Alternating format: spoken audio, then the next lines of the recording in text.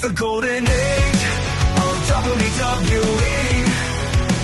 Larger than life of fantasy. Step in the ring, feel history. Welcome to the golden WWE. From Hogan leaving to Warrior returning, it's WrestleMania VIII. How you doing, Mr. Mooney?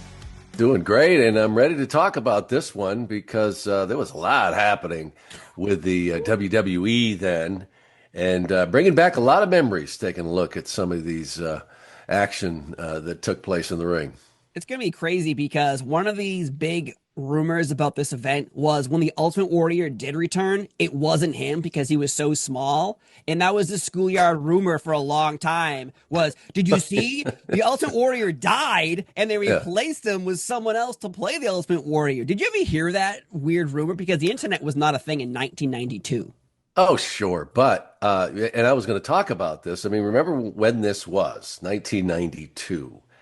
And, all the steroid controversy was really at, it was starting to reach peak proportions here. And you'll see in the match with Ric Flair, Macho Man is in going through that phase where he's wearing the spandex shirts. Mm-hmm. And I do believe there was a reason for that. And a lot of these guys. So, it was kind of right before our eyes, seeing what happens when you can't have a little help, shall we say? Just a little. I remember that story with Mr. Perfect going to put a needle in the Warlord and it bounced off him. You're good. You're good. You're all filled up. So possibly that's what's happening here. But that's a good topic to bring up because when you see Warrior show up and nobody sees him, his hair is this short. He has no muscle mass whatsoever. He has different makeup on. It's very bizarre because you're right. The steroid trial, it's coming. And steroids are a big deal in the WWF right now. But Hogan's leaving. This WrestleMania is advertised as being Hulk Hogan's possible last match. Now, when you were gearing up for this, when you were working for the company, what was the real reason you think Hulk Hogan was leaving? Steroids? Yeah, and I think it was just everything that was going on. And he really believed that he was going to, go on to bigger and better, I think.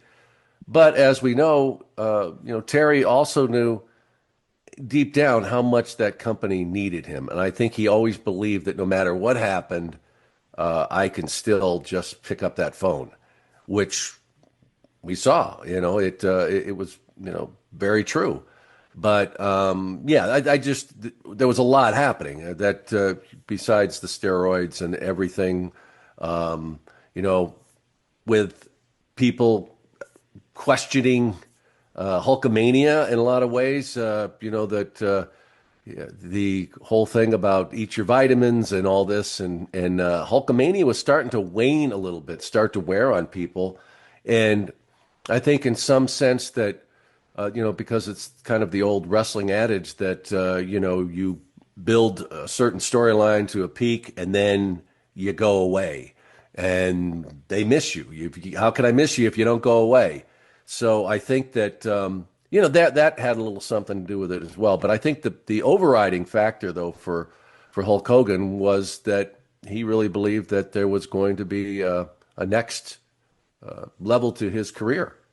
I'm glad you brought up the territory. And he would always have wrestling. He'd always have wrestling. He definitely picked up that phone multiple times throughout his career. But well, I'm glad they picked it up too. Oh, that's true too. Yeah, WrestleMania 9 is a big indication of that.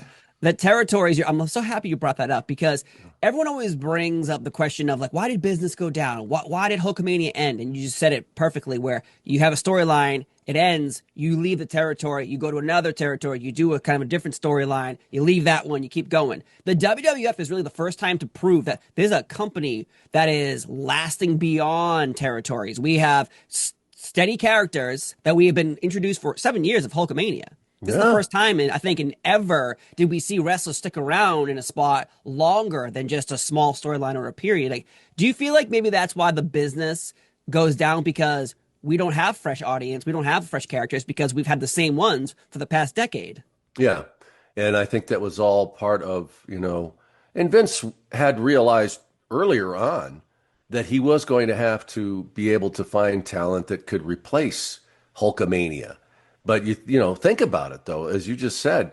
I mean, it was actually more than 7 years at this point that Hulkamania had been running wild, and to see that, because somebody of that, how giant he was. I mean, it just shows how crazy it was, and the fact that he was able to make it last that long without having to have some major evolvement or becoming something else. And it really did prove that it was a different world. It really was about the sports entertainment, a whole different level from what they've been used to. Because, as you said, with the territories, you would have guys go in there, big names, very recognizable. Andre was one of them.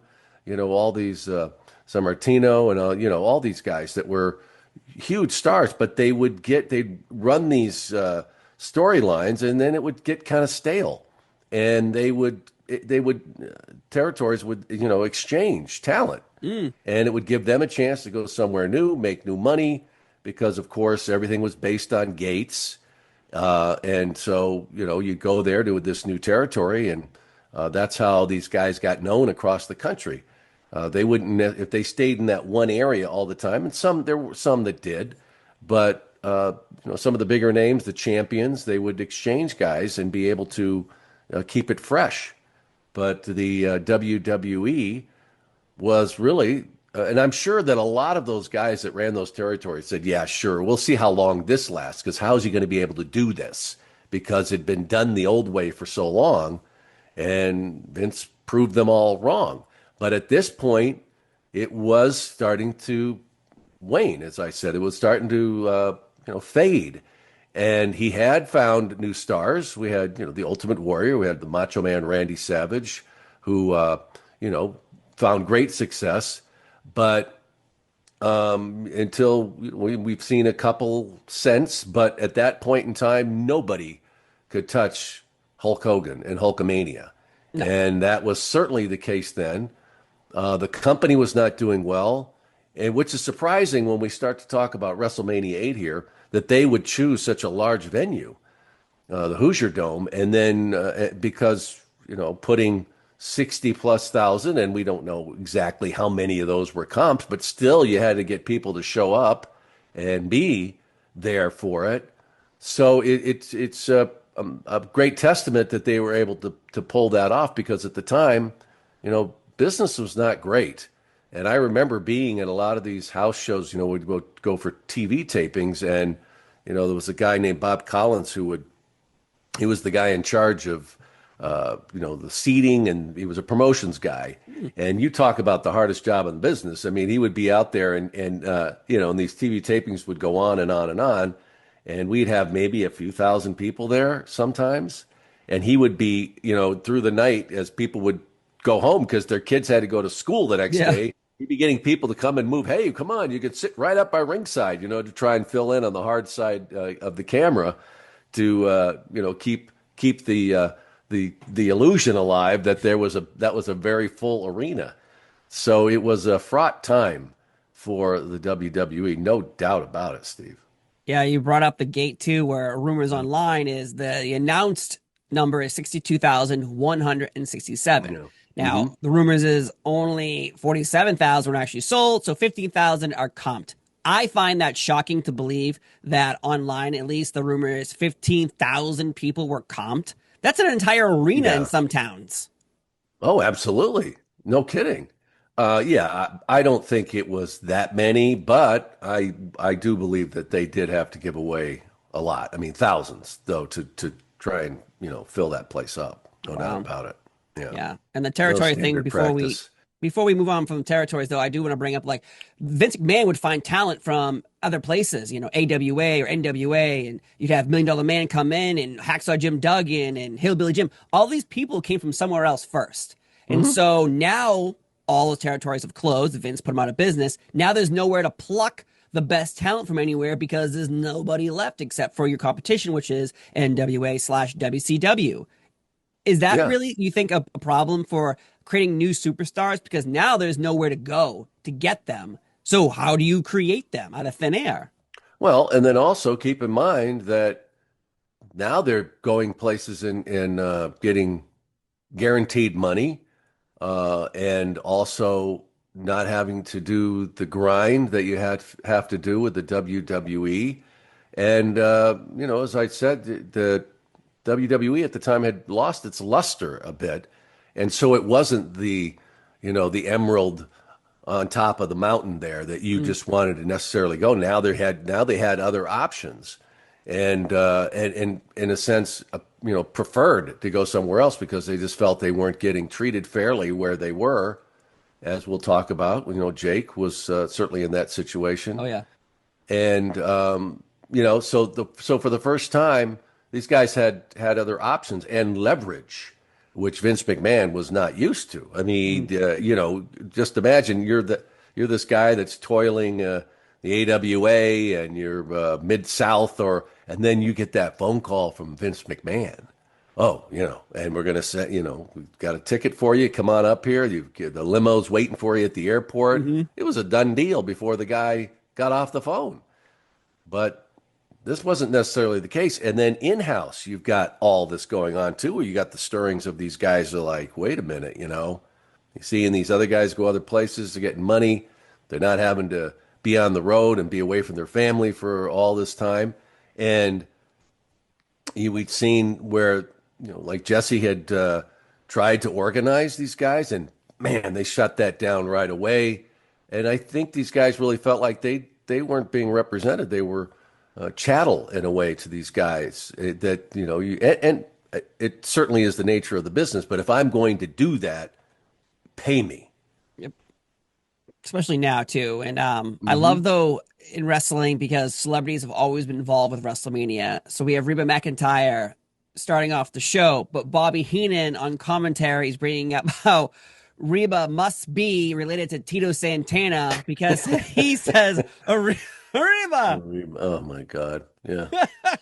Will you stop? His gorilla said. And anybody else, it would have been such a groaner. But with Bobby, the way he delivers that stuff, like it makes.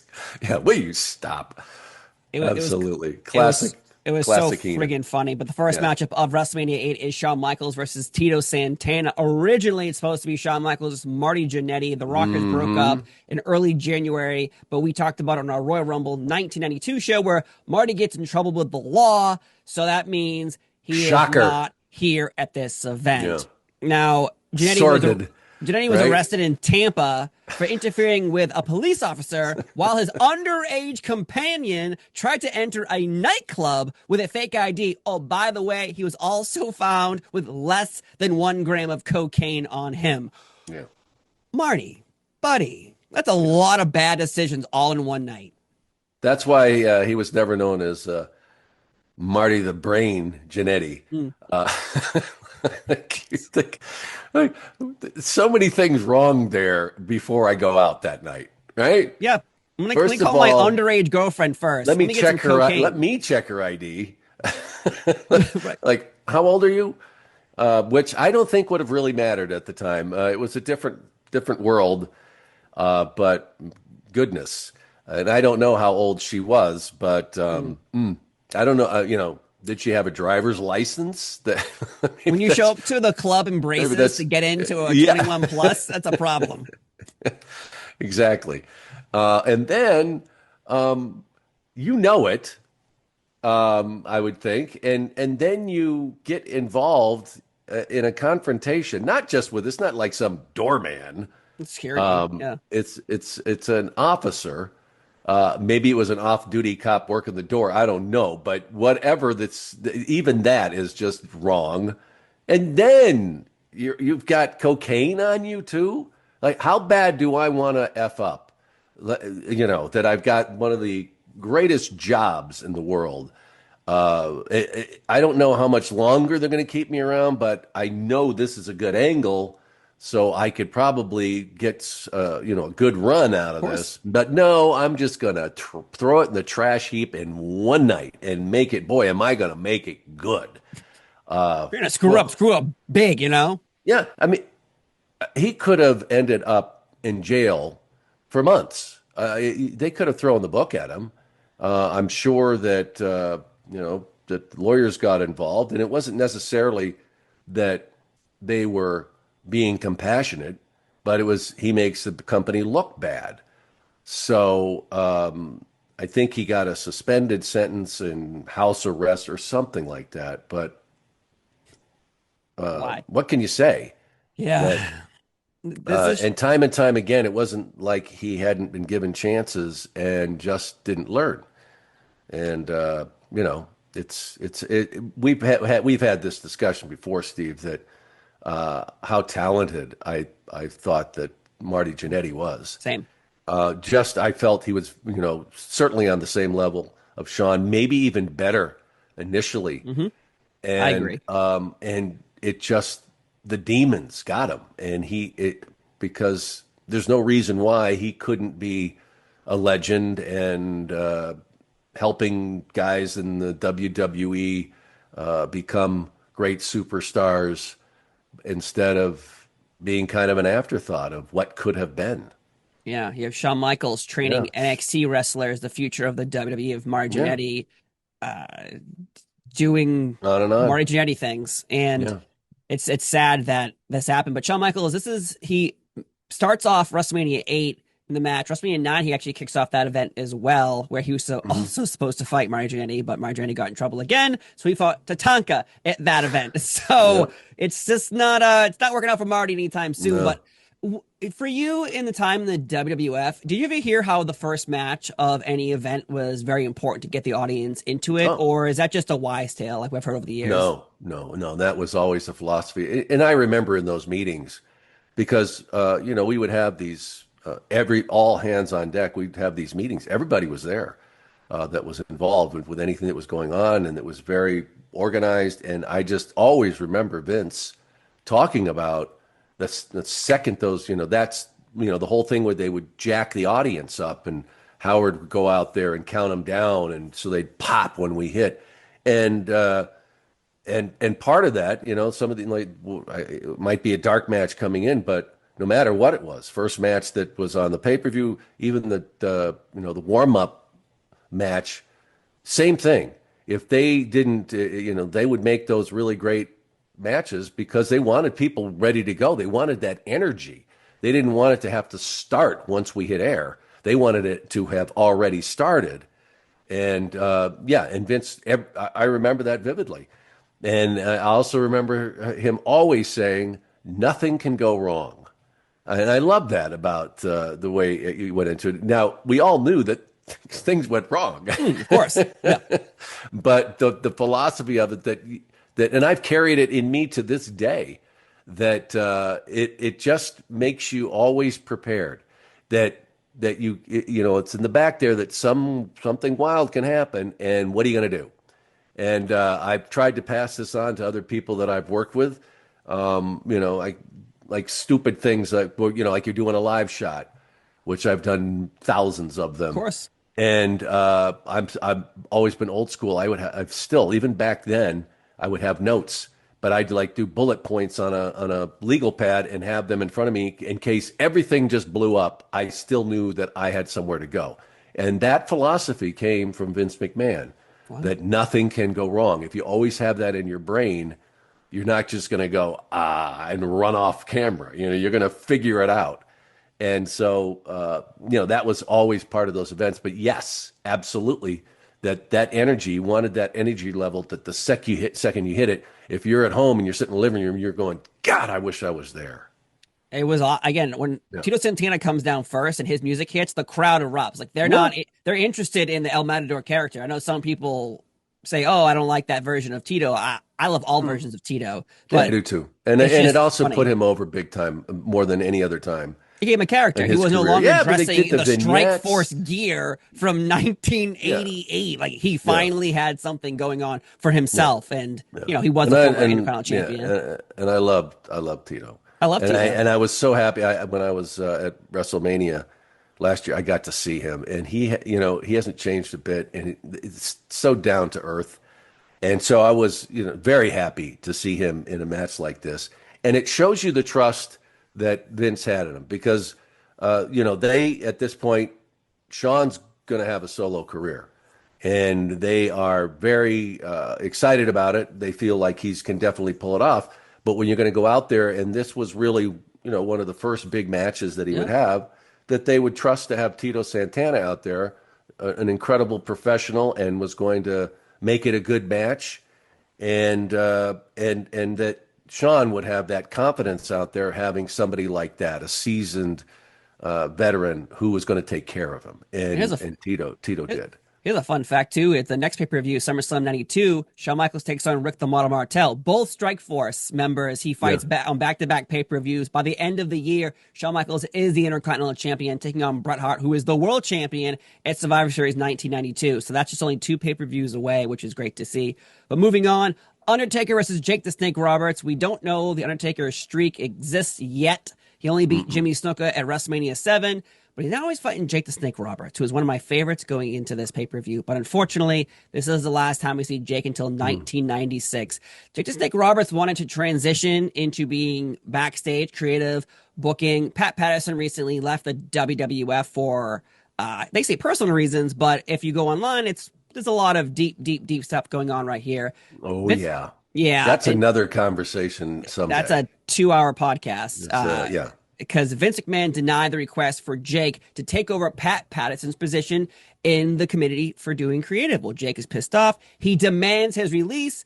Vince McMahon says, I can't do that. Like, you're Jake the Snake Roberts. Like, we can just let you go. Well, Vince finally agreed under pressure. Finally, you can leave after your WrestleMania 8 match. So as soon as Jake the Snake Roberts leaves this match, he's done. He leaves, but he honors the tradition of putting over talent when you leave a territory. And Jake puts over Undertaker clean, not just one tombstone on the outside of the ring, but then on the inside of the ring as well.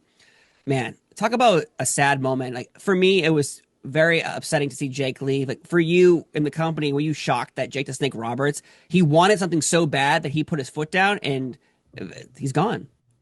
Yeah, absolutely. Because, Jake was one of the best. There's no question about it. We've discussed his ability in front of a camera, which I think is, as far as promos go, he's top 5 in my world. Yeah. And he was such a talented performer and did, and I don't, where he's another example of those guys that you wouldn't expect him to be so good. His physique wasn't tremendous. He had these, the guys used to make fun of his arms. He wasn't on steroids. I'll tell you that. No, he didn't, and lived a hard life outside of the ring. But boy, did that guy deliver every time he stepped into it. And it's kind of a shame that back then that they didn't take advantage of his booking ability, let's call it, because he'd grown up in it.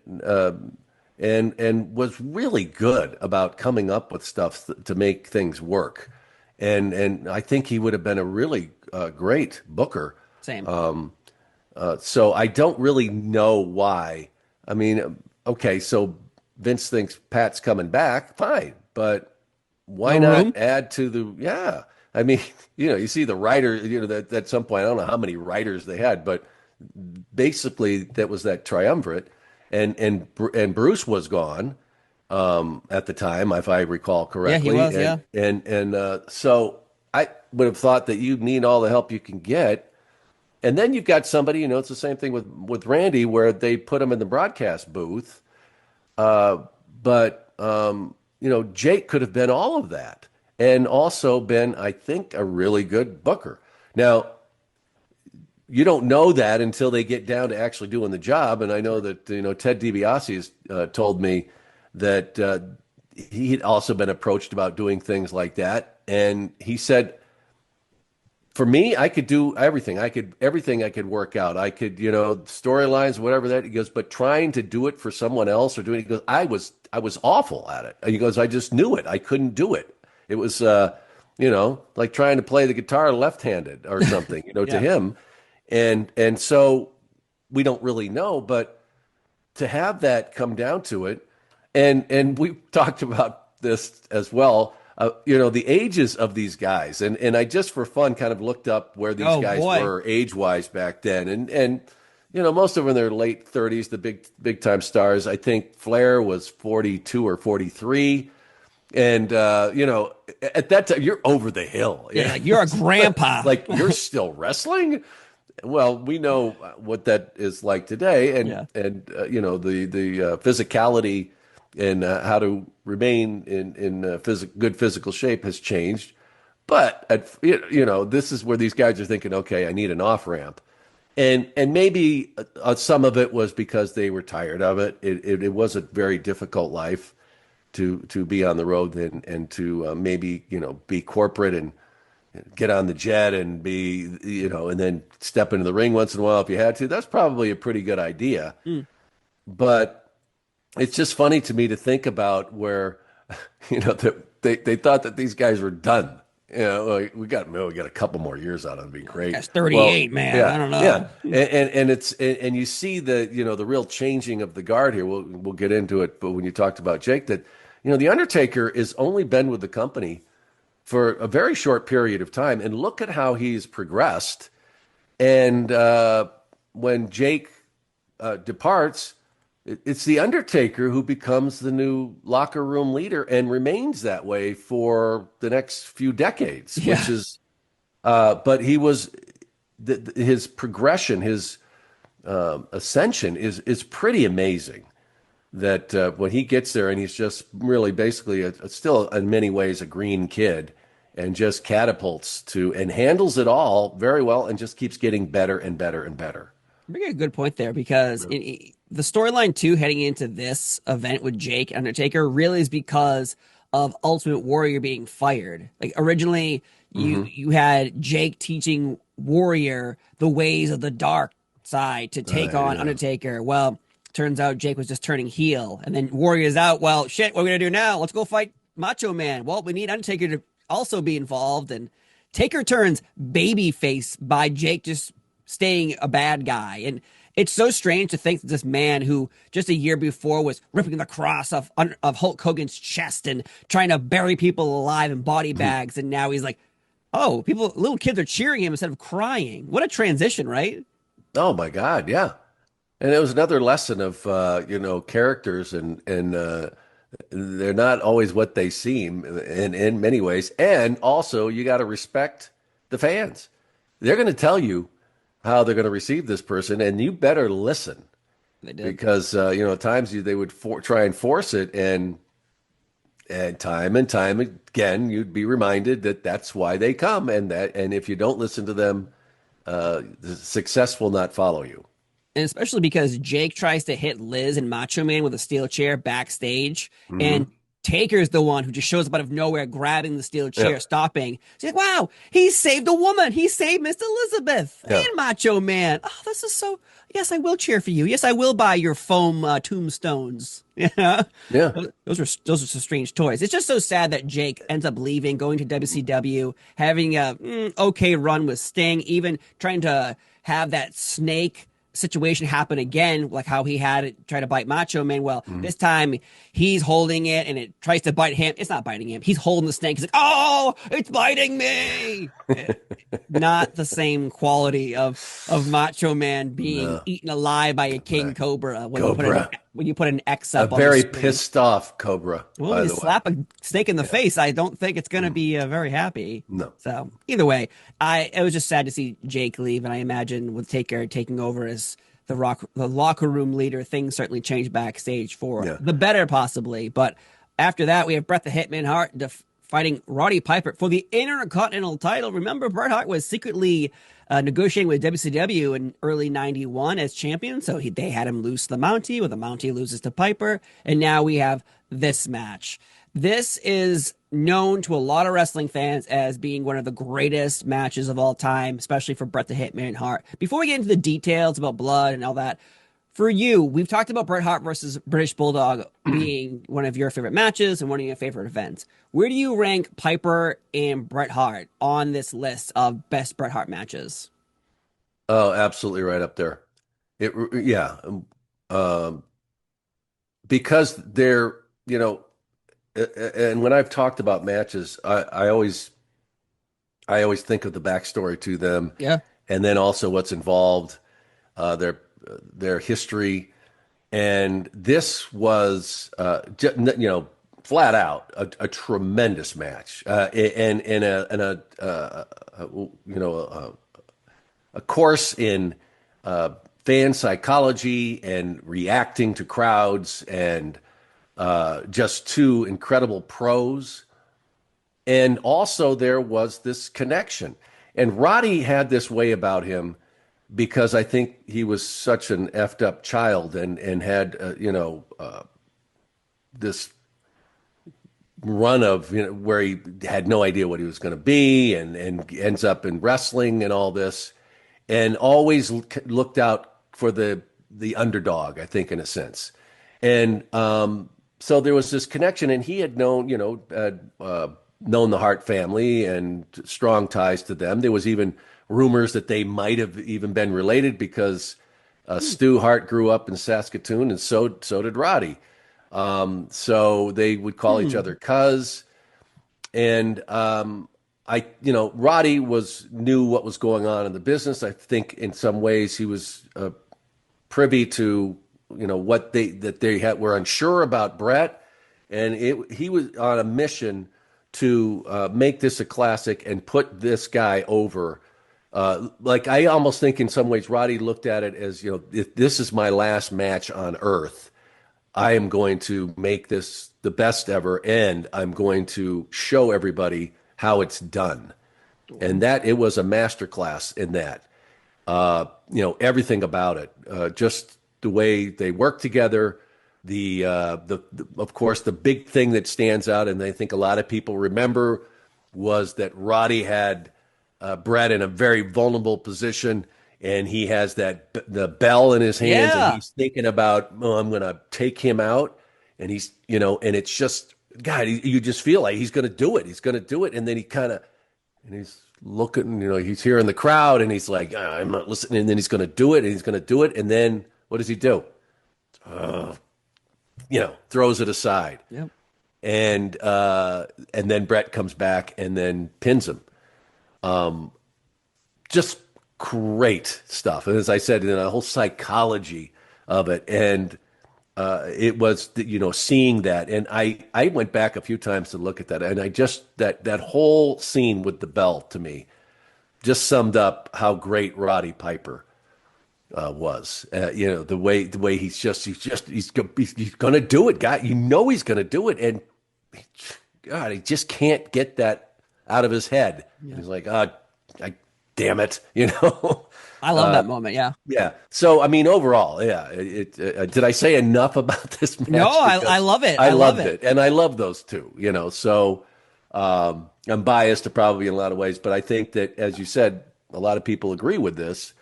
That it was a classic match, and I think that would have been the match of the night. But I also think that the Flair Savage one was tremendous too. Yeah. It turned out to be what I didn't think was going to be a great WrestleMania. Yeah, it's actually my first ever WrestleMania I watched as a child, so I really have a soft spot for this event. Before this match even starts, though, Bret Hart and Roddy Piper are backstage talking about their history with each other, and Piper's like, and you got your mother in the room making the sloppy sandwiches and the bologna. You didn't like bologna, but we got the sloppy. And he's just going through this whole... Your poopy diapers, I remember. You gotta clean your poopy diapers and walk around pooping. And Bret's just trying to sit there like, shut the fuck up. And did you notice, I don't know if you pick it up, and these are these subtle things that I loved about Roddy.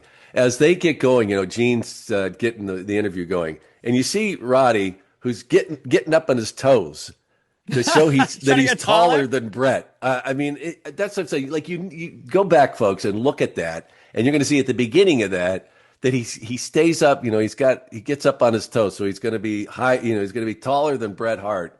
And they're not necessarily, we're pretty much the same height. But I just see that's just like one of those subtle things that, to show that he picked up to show like this dominance. It was the pack mentality in a sense. I'm the bigger dog here.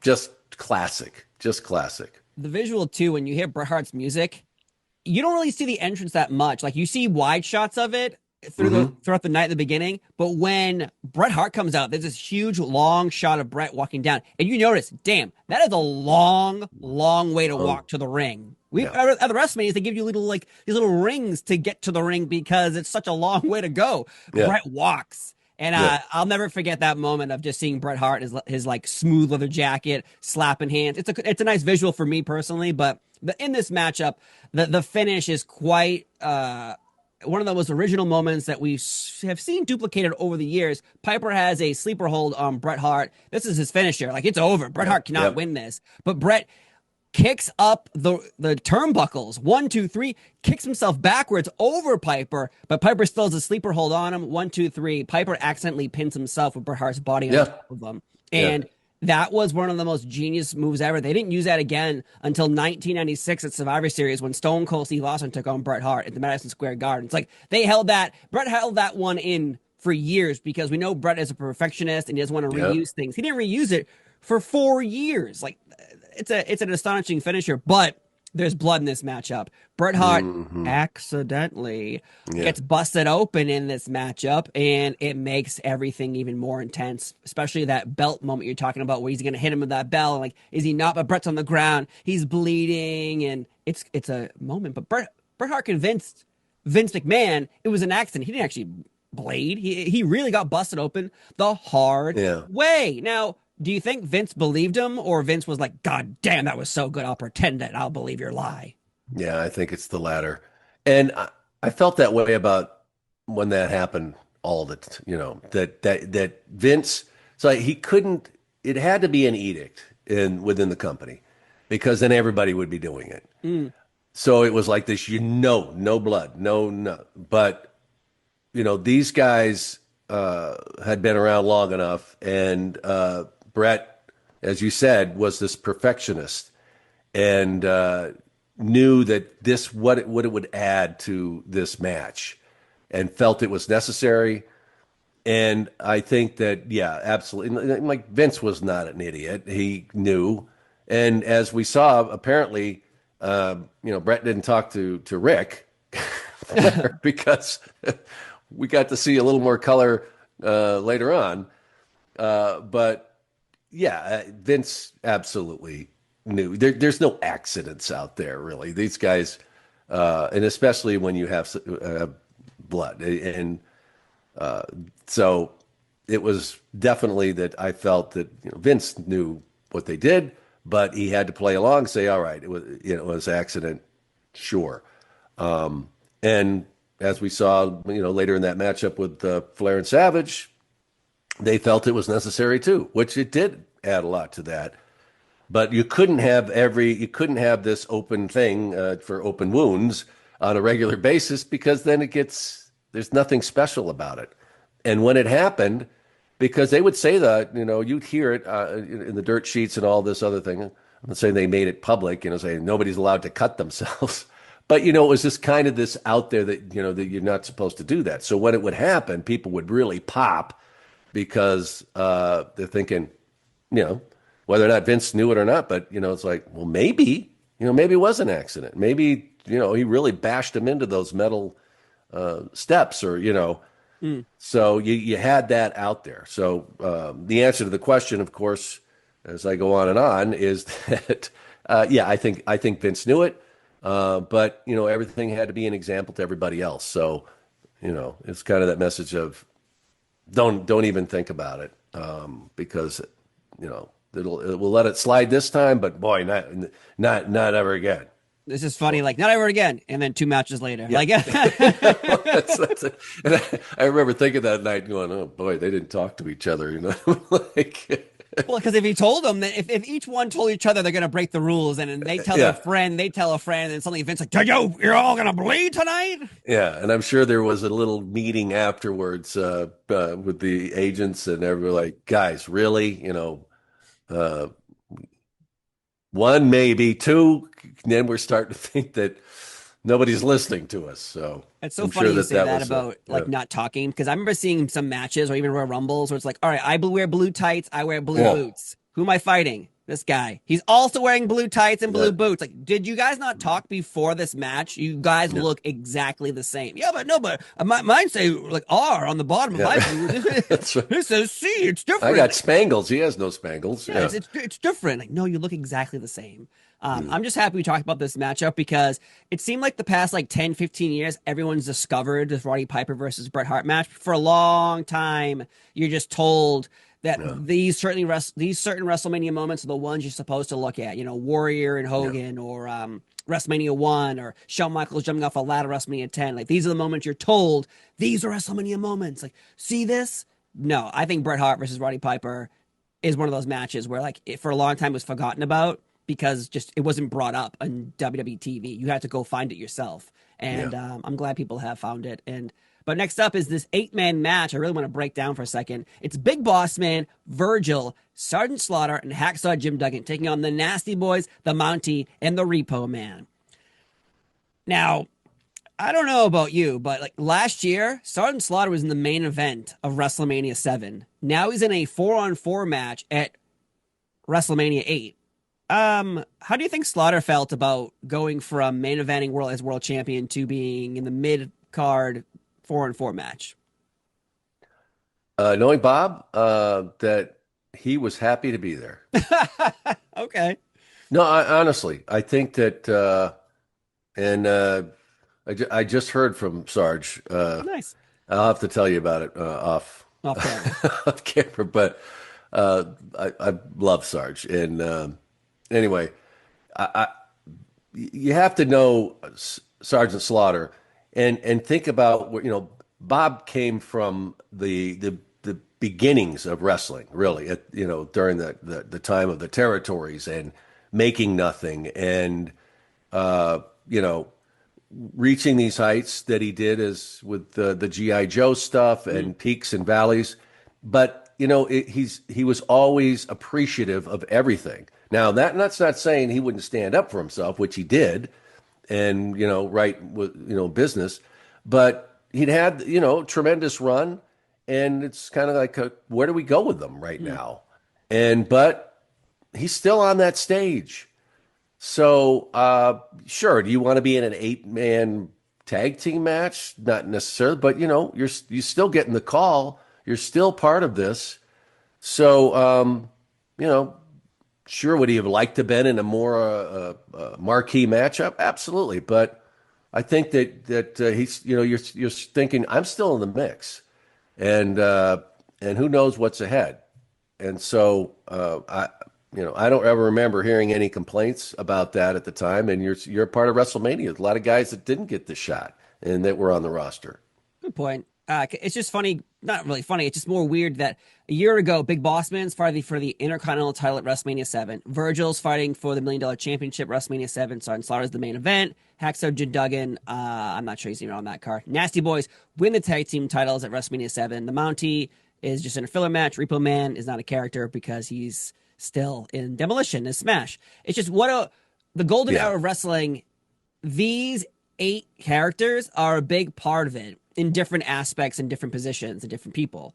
It's just weird to see how all 8 are now in a Survivor Series match at WrestleMania 7. It's great to see them all on the card because I love them all. Yeah. It's just what a weird.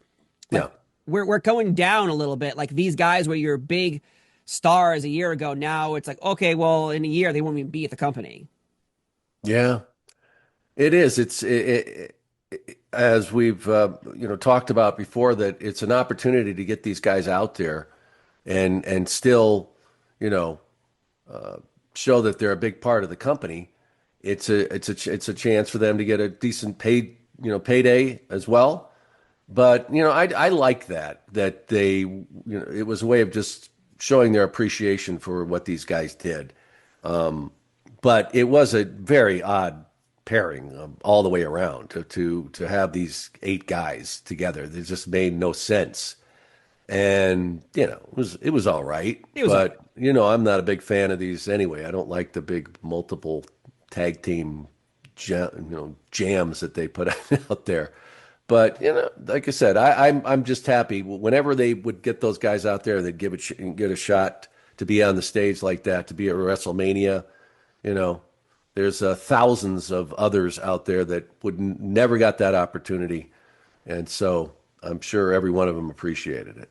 And Ray Combs from the Family Feud at this time, he was actually doing a ring announcing in the beginning, introducing the wrestlers, insulting the Nasty Boys' mother, and things of that nature. And Ray Combs would be involved with the WWF for a little while. And then he was a big wrestling fan, He has a tragic ending if you don't know anything about Ray Combs, unfortunately.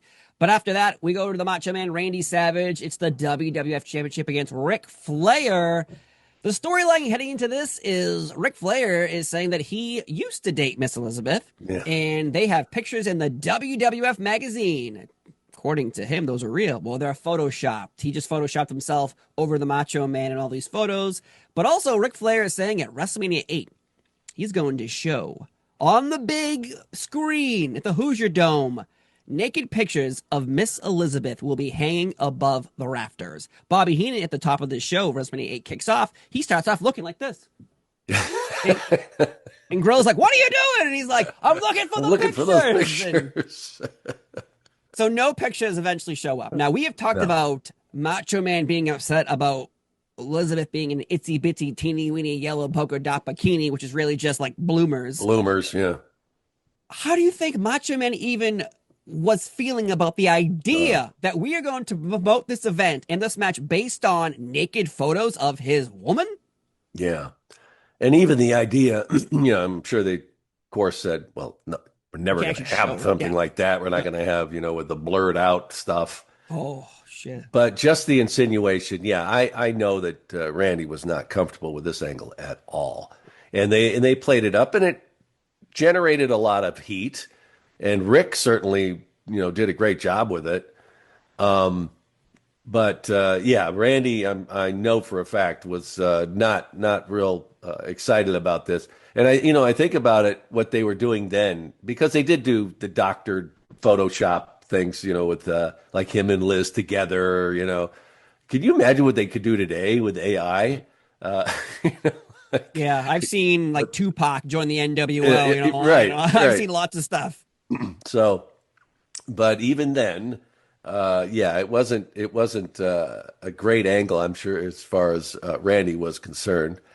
But this ended up being a pretty damn good match. And as I said earlier, that Rick was about 43 at the time, and showed that he still had it in this match against Randy, which I think he was at the time about 38. 39. Oh, he was like a great grandpa. He was a kid, yeah.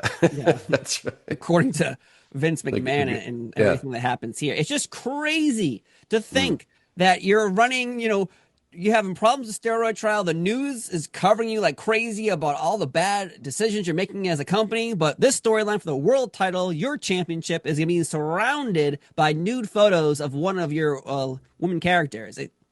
As a kid, I was always like, what's happening here? But as an adult, you're thinking, holy crap, like this is an Attitude Era storyline. Yeah, a little risque, absolutely. And I think, some of the fans felt that way because we were all family entertainment then. That was, we wanted the kids there, and they weren't going to the gutter as they would eventually get to. So, at the time, and I think I questioned it too. I was like, what are they doing here? This is, Elizabeth is supposed to have this very innocent persona and, besmirching it to think that she would ever be in a situation where she would let someone take pictures of her without her clothing on was shocking. And then I think that, kind of the angle with people think, well, did Flair, get these pictures somehow in a way that she didn't even know about, that it was so stalking her in the bushes. Yeah, it's kind of the sunbathing or something. I think like people, that was kind of that. It just had kind of a little bit of a dirty feel to it. Yeah. But and as I said, it did generate heat, and these two, and Randy had no problem, selling that. So when they got to this matchup, it was a good one. I mean, right from the start, when they get going, Randy's all over the place, and I talked about him when he's wearing the spandex shirts. And it wasn't, he wasn't flabby, Steve. It wasn't, but it just was when these guys, they didn't have the cut. If you remember, like Randy at his peak, man, he looked damn good. And but this wasn't that time. And you can see, and when he wears these shirts that he would wear all the time, then that he didn't have those lines like he had at one point. Yeah, his goal. He's wearing a. I don't know the circumstances. I don't know the circumstances, but that was the case with a lot of the guys. And as you mentioned, the Warrior. I mean, it looked like he'd been deflated. It looked like The Rock now. I know, right? Yeah, turn off very skinny Rock heading into Hollywood. Turn off the juice, and Yeah, that's a good point too. It is what happens. But yeah, it is strange to see that Macho Man is wearing a bodysuit where he's covering his physique now, and we'll see that throughout his career until he goes to even WCW. Like, he's forever covering himself up until. And I want to make clear, Steve, that I'm not. I want to make clear, I'm not saying The Rock was ever on steroids. I'm not. I want everyone to say. I'm just saying. I'm comparing the difference of when you make adjustments and how you work out. Of course, How's that? I know Hollywood does not check for steroids, so we can. You can guess what you want to guess and assume what you want to assume. But I'm glad he's getting healthy. Yeah, at least he looks great. A lot of veggies. I do. I agree. It's just people are so used to seeing that, and the same for the Warrior. At the time, nobody knew what these things could do to your body. And, you see what the transformation of these guys, it can't be healthy when you go from that to when you don't do them, what you look like. So, and a lot of them ended up paying the ultimate price. That it's amazing to me that and whatever it was that Terry used to keep that physique that he had until his dying day, what that does to you for that many years. That whatever it is. I mean, I'm not saying it's necessarily illegal steroids or something like that, but you're doing things that are enhancing your body. With these supplements and everything else, and you really don't know ultimately when you're carrying that heft around and that the weight of the muscles, and you still have to wonder to this day, is this healthy for you? I would say taking whatever they were taking for all those years is definitely not healthy for your body. Again, if your body's used to, like for example, my grandfather started smoking cigarettes when he was 11 years old. He lived till he was 99. He smoked cigarettes until then, because you know why? The minute my other grandmother quit cigarettes, she died like 2 months later, because your body's conditioned to these supplements in your body, whatever it is, cigarette smoked or steroids. But clearly, Macho Man, I'll say it, he's not on juice anymore here. When he leaves and goes to WCW, he's still wearing bodysuits until a few years later, where he's suddenly jacked, biggest he's ever been. He's not wearing a shirt anymore. Why? You take a wild guess on that one. But in this matchup, though, he's wearing that bodysuit, which is great. But yet, Ric Flair blades in this match. And we saw Bret Hart do it by accident earlier. Ric Flair doesn't really make it like he's accidentally doing it. You just see him. He's like, he just does it. He doesn't even care. And his bleached blonde hair is red, and it looks amazing as a visual. But we brought it up. You can't do that. You're not supposed to. It already happened 2 matches ago. What are you doing now, buddy? Like, well, and then I think what happened earlier, right? And I think Flair ended up getting fined because I think that's, as I said, it's not like Vince wasn't aware of what Bret was doing, but then Rick does it, and you said pretty blatantly. And I think to Vince that was like, you're shoving it up my ass, and so I have to make an example of you, and so he did. But in this match, though, it really did add to it, especially that, Rick has that bleached blonde hair and that red blood. It just pops out. And it's amazing, just how controlled it was, because you really have to know what you're doing when you do that. No shit. Right? I don't know if you've ever had a head wound, but, I remember playing rugby one time. I got kicked in the head, and it was like gallons. People thought I was going to, I was bleeding to death. And I go to the emergency room thinking, oh my God, they're going to sew my scalp back on. They sew it up, and I go, that was it? And they're like, I said, how many stitches did you get? The guy goes, 3. Ah, Okay. So, head wounds bleed. That you've got a lot of blood vessels up there, and you really have to know what you're doing. And it was, and Rick's, it was just enough. It wasn't where, you could say that he knew what he was doing with it, because it was just enough where he wasn't, there wasn't all over throughout the rest of the match, whatever. But he had it, and it really added to it.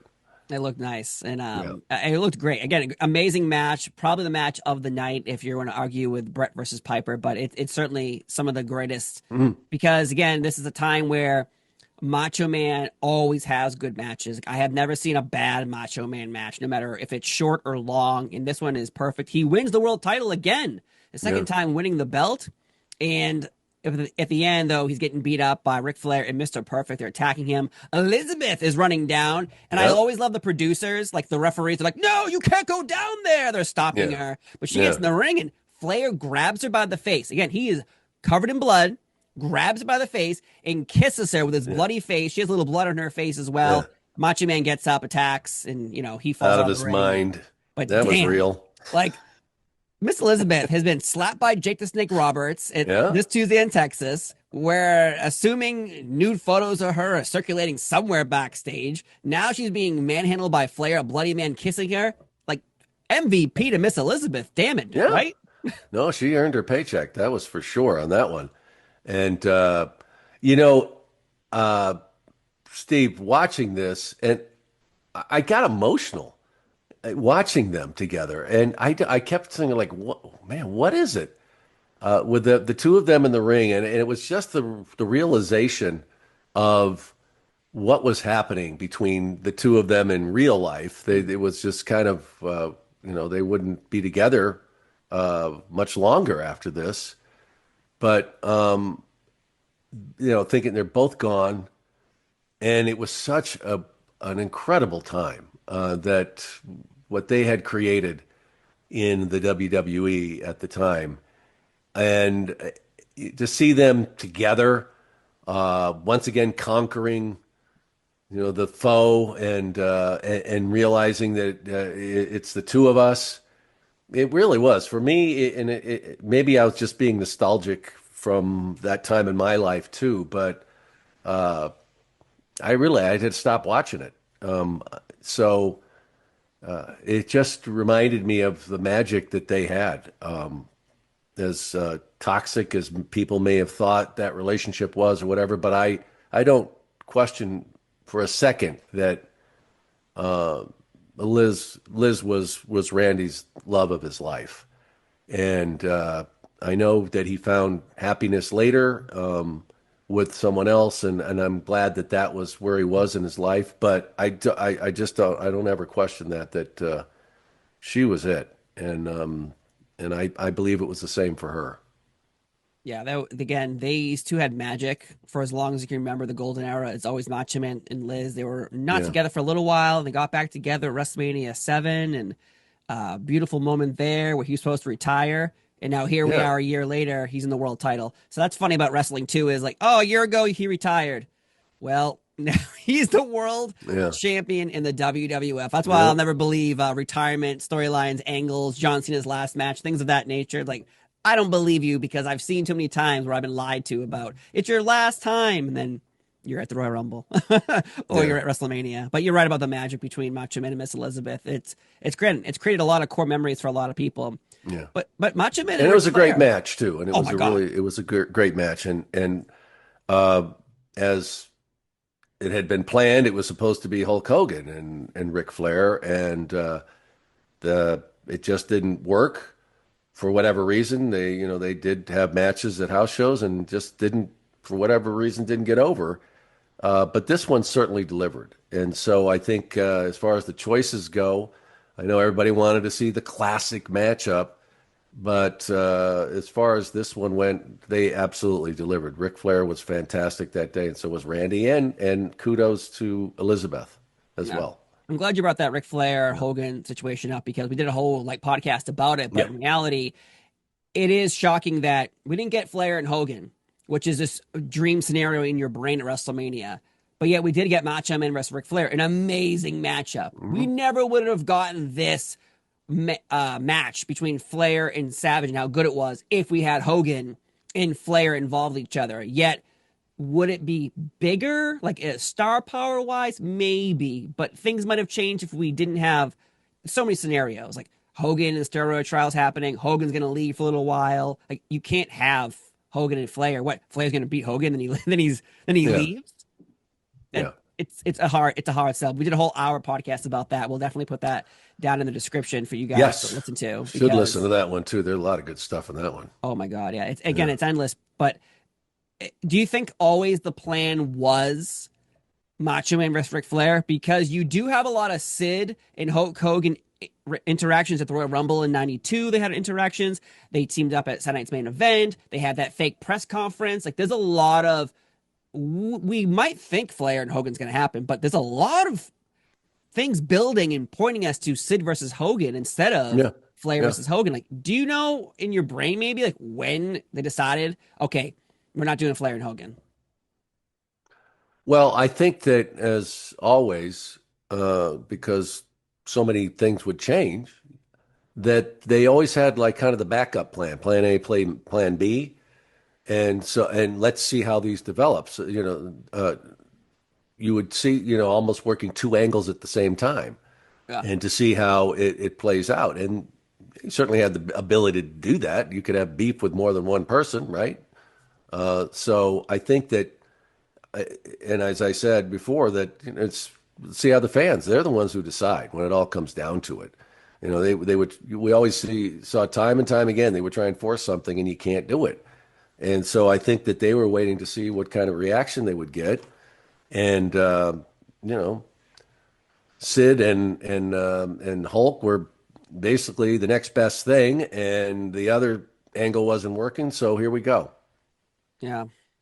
It's sad we didn't get it, but again, we did a whole show about it. We'll put it down in the description.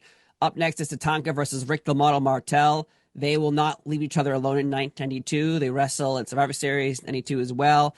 And it's all about racy undertones, being called Indian Giver and stealing someone's feathers. And I don't know. Like, why do you think they keep putting these two together? Like in 91, Warlord and the British Bulldog fought each other at every single pay-per-view. In 92, technically, they only missed one, Tatanka and Rick the Model Martel. Like, why do you think, like, can't we just change it up a little bit?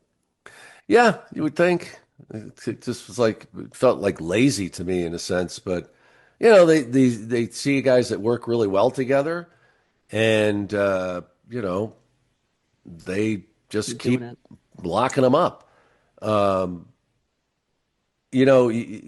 Certainly you couldn't get away with what, as you said, there were the racial undertones and stuff with that. But even then, it was like, what are you doing? Is it that thin? And I always felt like I really did at times feel like that Vince and Pat, they were a little tone deaf to what was okay to do, or what was acceptable. And so this, we would see that, the stuff about Tito that, Bobby was great and would get away with it, but call him Chico. Yeah. And Jesse too was, would lay it in on certain things. So, but you have to remember the times, and there's no excuse for it. It's just that it was acceptable. I mean, you had, someone like Don Rickles. Go back and look at some of his bits that he would do at these roasts and things. You're like, oh my God, that, the stuff that he would say.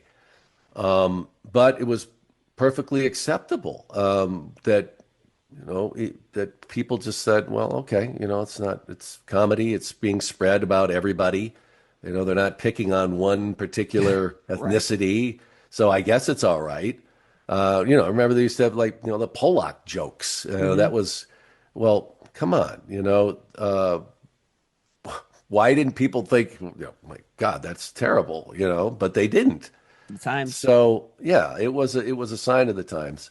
Yeah. But anyway, those two worked really well together. But it was in a sense kind of a mid-Carter situation all the time. And when you keep, it's one thing if they're headliners and they work well together and you keep them working with each other, but when you're in a situation where they're not, what is it? What are you doing? Do you have any plans to take this somewhere? And Nope. it wasn't. It kind of comes off to me, it's like filler. And both of them were very talented. And especially, like Rick Bartel was great. And I always thought that they just never really knew what to do. They tried a lot of things with him, and the model is probably the best. But I always felt he was better than that too. And it just sometimes you just can't find the right gimmick for them, and everybody had to have one. And so, yeah, that's kind of the way I feel about the way they kept putting those matches out there. And there were others they did the same thing with, as you mentioned. Yeah, the British Bulldog and Warlord fight, Royal Rumble, WrestleMania, SummerSlam, Survivor Series. In '92, they fight in the Royal Rumble. WrestleMania 8, they skip SummerSlam, and then they fight at Survivor Series '92. So Tatanka and Rick Martel are attached at the hip. Also on this event, though, Legion of Doom have a interview in front of the crowd. We haven't seen them since Royal Rumble in 1992 because Hawk failed a drug test, so they removed them. They lost their tag team titles in a house show, and now Paul Ellering is here. Now, the WWF audience has no idea who Paul Ellering is. We have never been introduced. There's been no vignettes, nothing. Legion of Doom come out. There's Paul Ellering. He speaks for the Legion of Doom, acknowledging they're back, they lost their ways, and now they're here to take control and get back on the right track. I did not like this version of Legion of Doom because Paul Ellering, to me, I was like, why is this old man telling these two guys what to do? Now, I didn't know the history because I wasn't told the history. Was it shocking to see that, like, all right, we're having problems with drugs. Like, all right, well, maybe Paul Ellering can get them off drugs, maybe? That is a great question because I think a lot of people were scratching their heads because they were both very capable. They didn't need a manager. Nope. And yet alone a manager who eventually would show up with a wooden dummy. How dare you, Rocco the Dummy? Oh God. And I think they love Paul, but I think they felt the same way. And so maybe just to mix it up, maybe they felt that, Paul would have an influence because, as you said, they had history before and, had success with him as their manager. But it was beyond that. It was, outside of the ring and traveling and that kind of thought, that thought behind it, that he would have some influence over Mike and keep him focused. Besides it just being Joe, who clearly didn't have that kind of ability with Hawk, and so there probably was some of that behind it, but I don't know if Ellering had his own ideas of because it was his idea with the dummy with Rocco, and they hated it.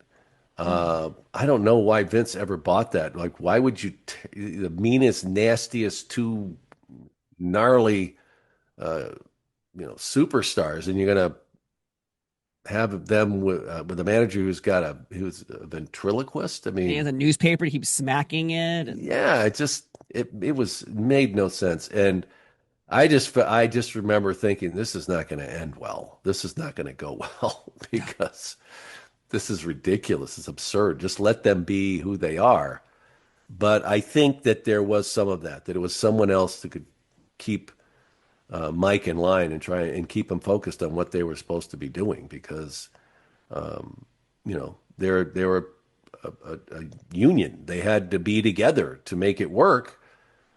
Joe mentioned many times too, you're dealing with a drug addict and you can't depend on that. And it was his livelihood.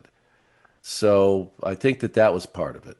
Yeah, it's just funny because again, a year ago they're tag team champions as well. So it's like all these people a year later from 7 to 8, not the downfall, but like just the struggle of keeping going is clearly on a lot of people's backs here. And Legion of Doom and Paul Ellering, they're out of here by SummerSlam '92. We have that whole story. We did a whole episode about it where We did an episode on Legion of Doom, and we did an episode about SummerSlam 1992 where Hawk ends up leaving. The story is he's hanging out with the Hells Angels, and he's gone. He doesn't come back until 1997 in the WWF. So it's just sad to see what happened here. But we got Money Inc., who are now the tag team champions, $1 Million Man and IRS taking on the Natural Disasters.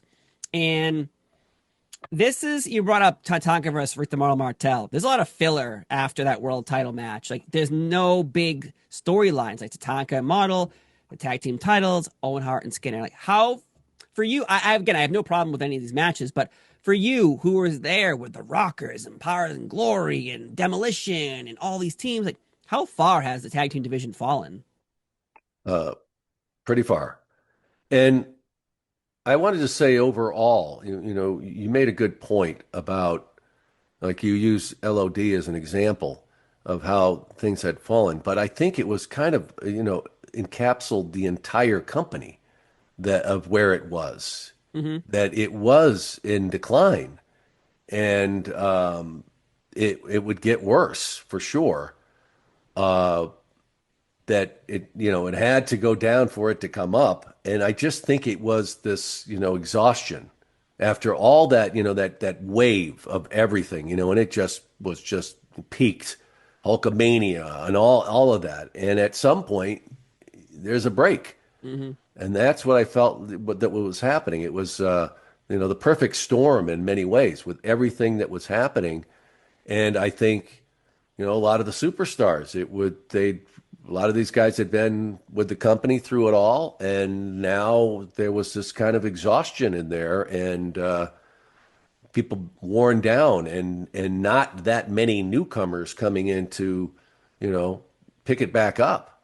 So I think overall, and the tag team division suffered along with it, as we saw in this match, as we see throughout, because at one point, man, it was crazy how strong that tag team division was. We've never seen it again.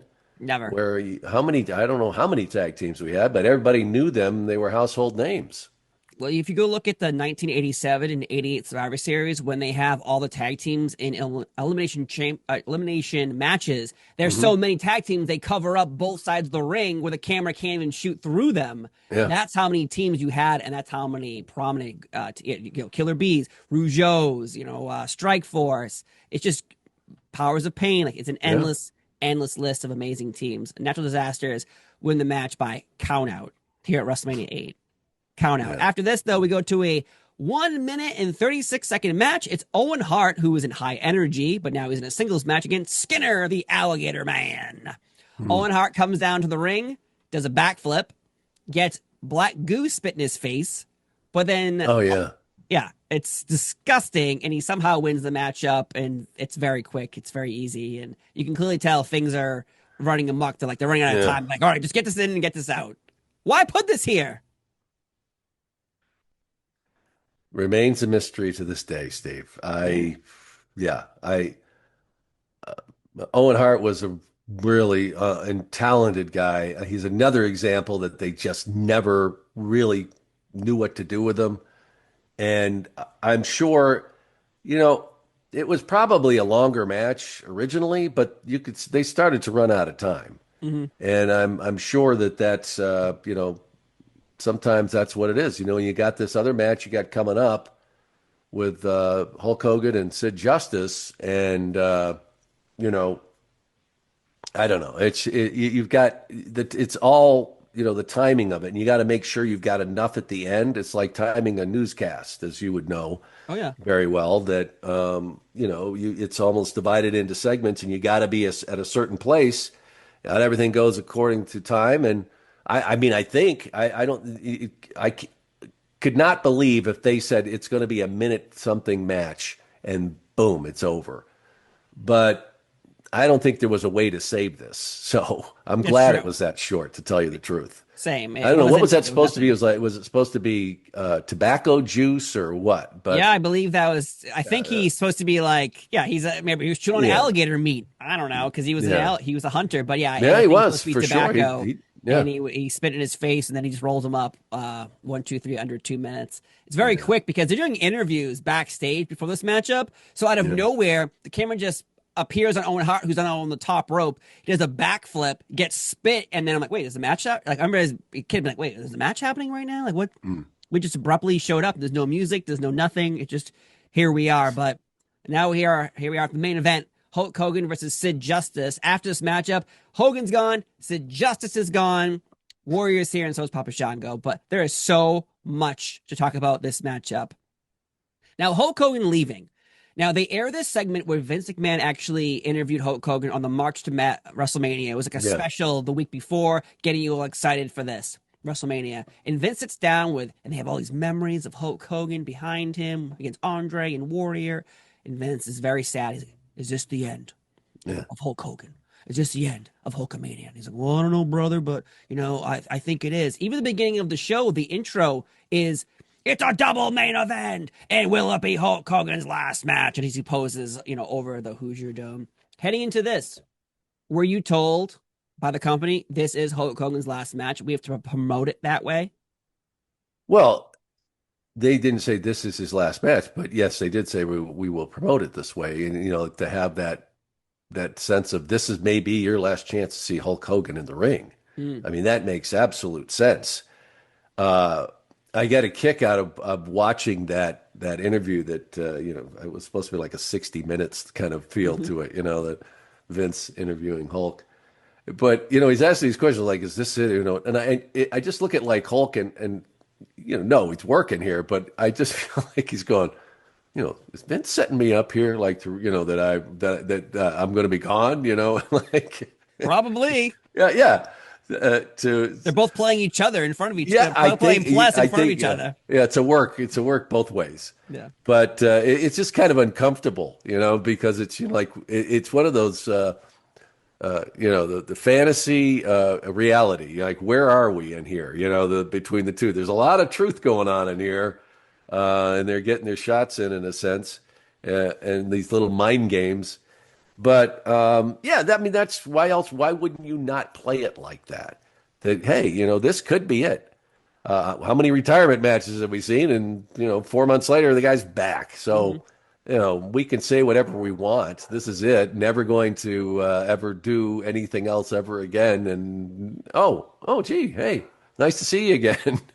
So yeah, that was absolutely the way it was played up and the way we promoted it. Yeah, as we should have. And it was just, you're right about the 60-minute style interview. And it's so funny because I'm so happy you brought that up where, like, they're playing each other in front of each other. Yeah. Because Vince is like, look at all these great memories. Yeah. You can't top this, right, buddy? Like, this has got to be the end. Like, hold on, what the fuck, man? Like, you're saying I'm old. Like, you're saying I can't do anything better than what you have behind me. Right. This is There's not good. nothing else you can do to make this any different. Yeah. Remember that great Andre moment? You'll never top that, right, buddy? It's like, I guess, but yeah.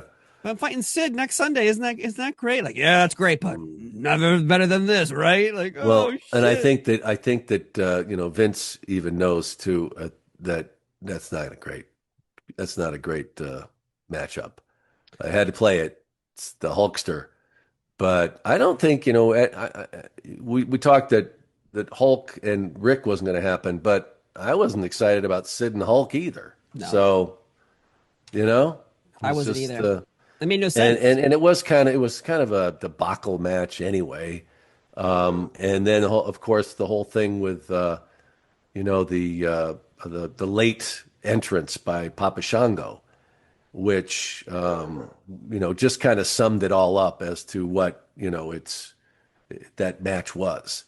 And I've Charles I've heard him since talk about it that he had really nothing to do with it, and I totally believe him because if people know the gorilla position is where your position, and you mentioned earlier how long that walk was to the ring. It was a long ways, and if you watch that match, you see that that where he kicks out, where Sid kicks out. Well, with the leg drop, he was supposed to be at ringside already before that happened. He wasn't supposed to kick out. Shango was supposed to come in and interfere, and Sid's forced to kick out because Shango ain't there. So how bad that cue was, and I don't know who was there. I don't remember you know, Well, who no was Bruce, queuing. right? No Pat. Bruce. So whoever's there really effed that up, or like really missed it. And Charles says that they sent me late. They knew it. The guy's like, oh gosh, shit. And he goes out there. Now it's he's not going to go run out there until they send him. That's how it works. He's not going to just be. How's he going to know? You're going to look it on the monitor, and that's where that point is, and then you go. No, somebody just says send him, and he goes. He ran super slow though. When he walks out, he's like. He wasn't there. Yeah, it wasn't around, an Ultimate Warrior run. Yeah, that's for sure. He needed to get if he was already late. He's already 20 minutes late now. Yeah, right. Now you're another 20 minutes late. Like the movie's over. Like the bus is gone. Yeah, you're not getting on it. The ship sailed. Whatever you want to say. And then he goes out there. But as far as his explanation for it, I totally buy that. That whoever it was effed that up. They sent him way, way, way too late. When he went out. So do you think that was on purpose though? To make Hogan look stupid on his way out? Or no? No, God, no. Okay. There's too many people who feel like, there's no trust there. Somebody says, yeah, do this. We're going to get Hulk. We're going to screw him. Unless Vince, but nah, it just wouldn't have worked out. Okay. There's no way that if they wanted, there was much easier other, ways to do it. Not to forget, not send Papa Shango when he's supposed to go down there and interfere. I just can't believe that would be something that was done on purpose. But I interviewed Harvey Whippleman about this event, and I asked because he's the manager of Sid. Yeah, he improvises and gets in there. He gets on the apron and like he's trying to cover up for Papa Shango walking, like an old grandma to the store, and yet Harvey says everything that happened was supposed to happen that way. Papa Shango was supposed to be late. The leg drop was supposed to be a kick out. And I'm like, the kick out was on purpose? He's like, yep. So he says that. Like you said, okay, so you're saying like, because nobody kicks out from the leg drop. Yes. So let's make Terry look bad. Yes. I'm not saying that's true. No, that's a theory. That's a theory. I hadn't considered that. But yeah, that's a theory. But, Papa Shango is not going to. Is he going to risk his career for that? No, he's not going to go unless someone says go. Unless Vince is the one that's behind it all. I just find it, and look what happened after it. That he was gone. Well, they replaced Hogan with Warrior, and the fans. That's why I'm not against the theory of Vince being very like, oh, really? You're gonna leave while I'm getting my ass handed to me by everybody, and I need you as my star. Well, guess what? Like, I'm not saying Vince did that, but also I've heard plenty of stories where Vince McMahon is not a very nice man sometimes to other people who he feels like are turning on him. And Hogan leaving here, I feel like that's a turn. And Harvey Whippleman flat out said, yep, it was supposed to be that way. The kick out, everything is on cue. All we need in the end is Warrior to come out. That's all we really need to happen. Right. I don't know. Well, he was there. So, but that's the way I saw it. And I don't know. I mean, we'll never know. When you interviewed Sid, when he was live, when you interviewed him, you guys talked about this. Do you recall his reactions to all this? Yeah, he went with the whole, from what I remember, that it was he had to improvise. Yeah, he couldn't get pinned. Yeah. Okay. So that makes sense. Because he's again, and then Papa Shango's late, and it's supposed to be Hogan's last match. But when we finally get to the end, Sid kicks out. Holy shit, what's happening? Then we hear the Ultimate Warrior's music. And even Bobby Heenan on commentary is going crazy about this. He's like, the Warrior's back! The Warrior's back! And they show the camera angle, and Warrior, I've never seen this man run so fast in all my life. But when I saw him running, I go, who the hell is that? That's not the Ultimate Warrior. People thought that was a Texas tornado for a long time. That's true. And he did. I mean... People thought for so long, without the internet telling us the truth, that was Texas Tornado dressed up as the Ultimate Warrior because we wanted to still use the IP of the Warrior character. Did you Was it a secret that Warrior was coming back before this, at this event, weeks before, months before? Like, how do you, Yeah, well, yeah, and did you you know know? they, huh? Did you know Warrior was coming back? Oh, Yeah, you're gonna keep it a little kayfabe here? kayfabe. Well, yeah, yeah, there were all kinds of rumors that yeah he was coming back. So, but it was pretty well kept secret, and I just that was another one of those I was thinking, boy, and especially the way the situation that what he looked like and everything else. I'm just thinking, like, I don't know how this is gonna work. No, because he It comes didn't. back and he's wearing his regular gear, and Yeah, then the next time we see him on television, he has a bodysuit on with airbrush muscles on it. yeah. So, you know, little Giant Gonzalez for Everybody, me. yeah, everybody, you got to have your original. You want the original. You want the, you know, as Mr. Perfect would say, you're filled up. You're good. You're Yeah, good we to already go. can't get any more on you. Bouncing it off the wall. Yeah. It's just crazy because we did a whole episode about it where Warrior gets fired after SummerSlam 1991 for Yeah. holding up Vince for more money and more profits, the Warrior hotline, merchandise sales, all that. Well, clearly Vince McMahon doesn't give a shit about burned bridges because he brings Warrior back just a few months later. No. And do you think Warrior's brought back because Hogan's leaving and we're like, we got to replace one character with another? Or Yeah. Warrior's always Well, coming sure. back? That was had a big element to it, of course. But I think that Vince knew deep down he didn't that, you know, you get burned so many times, so those matches, you know, you're just like, it, it was never going to work. He just wasn't capable. So yeah, but that was the intent, of course. You know, they needed a big name, and you know, maybe this time he's going to, but no, Not this nope, time.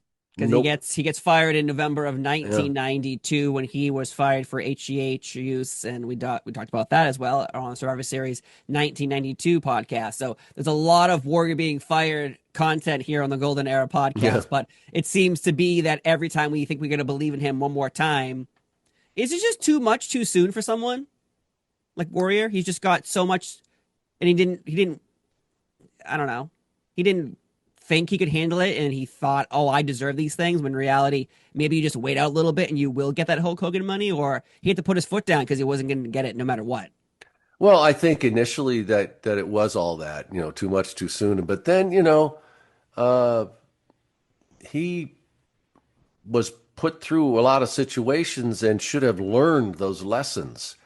And I just think when it came right down to it, he just wasn't capable. He was just too hardwired, too stubborn, too, you know, thick-headed on things and felt that and I think because of the way everything went initially, he always felt like they were out to get him.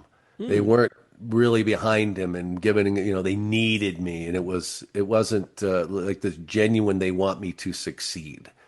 And in any job or anything you're doing, if you don't believe that, then you've always got that edge. And Jim always did. And it's a shame. As I've said before, that I think he could have been one of the greatest legends in the history of the WWE, and he just couldn't get out of his own way when it came down to it. It's sad he doesn't come back. Again, he comes back here. He's fired in 92. He doesn't come back Yeah, until 1996. yeah, And then he goes to WCW and he doesn't come back until he gets put in the Hall of Fame. And then he passes away the very next day, yeah. which is what a crazy situation that was. But Hogan's out, Warrior is in, but also Sid is out of the company as well. He failed a drug test shortly after WrestleMania. He quits Yeah. the company 3 weeks later. Maybe softball was involved, and he wouldn't come back until 1995. Yeah. So your main event of WrestleMania 8, both wrestlers are gone after it. It's Hmm. shocking Yeah. how the exits of certain wrestlers happen. Again, you're in the company, like Hogan's gone. You're like, okay, well, we got Sid. Now Yeah. Sid's gone too. Like, what are you hearing about that? It was a sign of the times. I mean, it really was that I just think that's just where we were going. It was the company was in decline. It wasn't what it was. That's where you wanted to be, and that's where you were going to make the most money, and that's where the most fame was going to come. They had other options, But it was a sign of the times that nothing was shocking back then if somebody left. A couple of years before that, yeah, it would have been like, oh my God. But Sid was always in and out, and he admitted many, many times that wrestling there was no passion involved in professional wrestling for him. It was a way to make a living, and he could walk away from it any day. He just didn't care enough. Hulk, we've talked about, that he wanted to see if he could take that Hulkamania, that persona to the next level in the mainstream, and he was going to go for it. So, and other stuff that was trailing him as well, that he wasn't over like that. People did question it. The whole Arsenio Hall appearance was, I think, hurt him dramatically. Nobody bought it. So, maybe it was a chance to get away, but bottom line, it was just a sign of the times. And as I mentioned, I always wondered, what was I thinking at the time? Because I left shortly after in '93. And, I've always said, oh, God, I wish I would have stuck around, and I would love to have been part of the Attitude Era. But us going through this stuff, it's brought back a lot of memories of the reality of it was. And I felt the same way about a lot of things, and I didn't like the things that they were doing. And so I get it now, We're breaking up with therapy session with Sean Mooney here on the Yes. Golden Era, I figuring told you, I out. get emotional like Liz and Randy, and I had to Steve, I had to stop talk to watching. Steve today. But it's these going through this stuff. It is therapy. Well, at least you weren't busted open that day and got fined thousands of dollars by That's this true. man. Yeah. You could have been the third person, like, oh, we're not busting open today. I thought we were doing that. Whoops! I'm bleeding everywhere. That's WrestleMania 8 for you folks. There's one more story that really blew my mind though, where it has nothing to do with the event the night before, where Bret Hart is at a bar with his wife, and apparently while he was in the bathroom, a young Shane McMahon hit on his wife, and his wife didn't like that. Well, Bret Hart found that out and decided to go up to Shane and give him a piece of his mind about how he just hit on his effing wife. And that's a weird story that I stumbled upon before this event. And thoughts? Yeah, well, you said that it's in Bret's book. He talks about it. Yeah. We don't hear Shane's side. No. But, that was not, monogamy was not exactly, rampant back in the days. What? Even Bret talks about being on the road in his book and having someone different and all over the place. And Shane was a young buck back then, he doing stuff with the company, and probably tipped a few and didn't have the greatest judgment on that one. And who knows what the exchange was? Of course.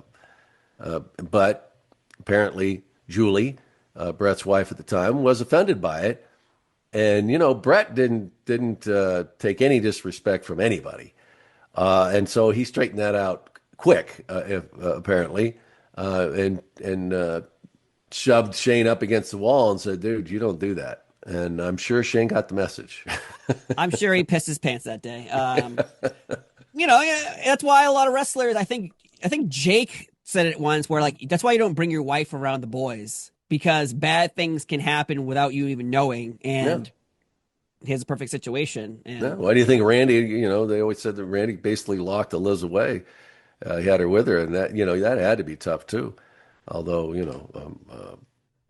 Liz would have never during that period of time done anything. But, it's rough. That's rough. According to Ric Flair, though, she has a nude photo somewhere, and Bobby Heenan is still in heaven trying to find these photos. He's trying to figure out where they were. But all in all, I thought WrestleMania was a fun show. I really liked it. Again, WrestleMania 8 was my first WrestleMania, so no matter what anyone says, I'll say it's the greatest WrestleMania of all time, personally in my book. But there has been better matches, better moments. But WrestleMania 8 holds true to Savage and Flair, Piper versus Hart, And of course, just the slew of Golden Era characters throughout the program.